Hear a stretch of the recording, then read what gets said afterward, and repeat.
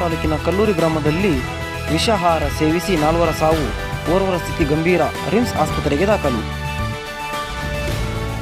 ನಿನ್ನೆ ರಾತ್ರಿ ಊಟ ಮಾಡಿ ಮಲಗಿದರು. ವಿಷಪೂರಿತ ಆಹಾರ ಸೇವನೆಯಿಂದ ಇಹಲೋಕ ತ್ಯಜಿಸಿದರು. ಒಂದೇ ಕುಟುಂಬದ 4 ಸಾವನ್ನಪ್ಪಿದ್ದು, ಓರ್ವರ ಸ್ಥಿತಿ ಗಂಭೀರವಾಗಿದ್ದು ರಿಮ್ಸ್ ಆಸ್ಪತ್ರೆಗೆ ದಾಖಲು ಮಾಡಲಾಗಿದೆ. ಮೃತಪಟ್ಟವರಲ್ಲಿ ಭೀಮಣ್ಣ 62 ವರ್ಷ, ಈರಮ್ಮ 58 ವರ್ಷ, ಮಲ್ಲೇಶ್ 23 ವರ್ಷ, ಪಾರ್ವತಿ 18 ವರ್ಷ ಎಂದು ಗುರುತಿಸಲಾಗಿದೆ. ಸ್ಥಳಕ್ಕೆ ಸಿಲ್ವರ್ ಪೊಲೀಸರು ಭೇಟಿ ನೀಡಿ ಪರಿಶೀಲನೆ ನಡೆಸಿದ್ದಾರೆ. ಪೊಲೀಸರು ತನಿಖೆಯ ನಂತರ ಸತ್ಯಾಸತ್ಯತೆಗಳ ಬಗ್ಗೆ ತನಿಖೆಯಾದ ನಂತರ ಮಾತ್ರ ಘಟನೆ ಬಗ್ಗೆ ಸ್ಪಷ್ಟವಾಗಿ ಗೋಚರಿಸಲಾಗುವುದೆಂದು ಹೇಳಲಾಗಿದೆ.